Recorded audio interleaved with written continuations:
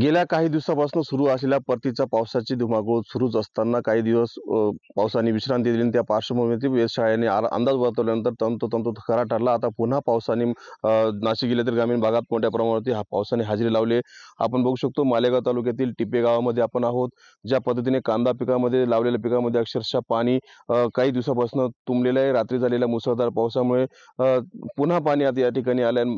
ज्या पद्धतीने कांद्याची आता सडायला सुरुवात झालेली, ज्या पद्धतीने भगवा कांद्याला, लाल कांद्याला, उन्हाळा कांद्याला कुठेतरी मोठ्या प्रमाणात भाव या ठिकाणी शेतकऱ्यांना भेटला नसल्याने शेतकऱ्यांनी आधीच नाराजी व्यक्त केली होती. परंतु आता पुन्हा निसर्गाने आपला कोप सुरू केलेला आहे.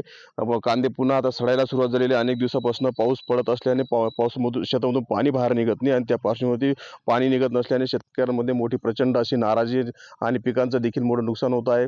काही शेतकरी आहेत, काय सांगाल तुम्ही, काय नुकसान झाले तुमचं? एका दिसतंय ना आमचं कांद्याचे, मक्याचे, वाल, मिरची जे काही असेल उळे, आम्ही आज 15,000 हजार रुपये पहिलेचं उळे टाकून ते पण नाही.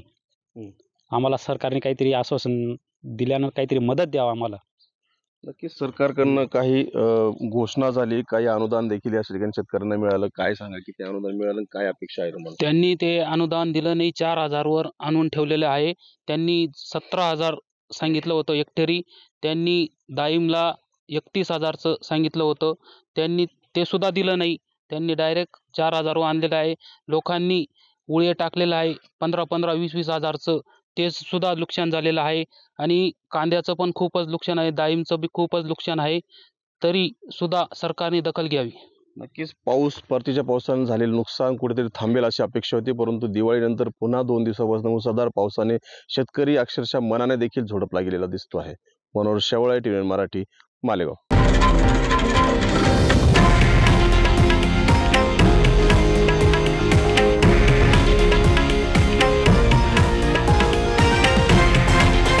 हे आहे देशातील नंबर 1 न्यूज नेटवर्क आणि आपण पाहत आहात TV9 मराठी, एकमेव.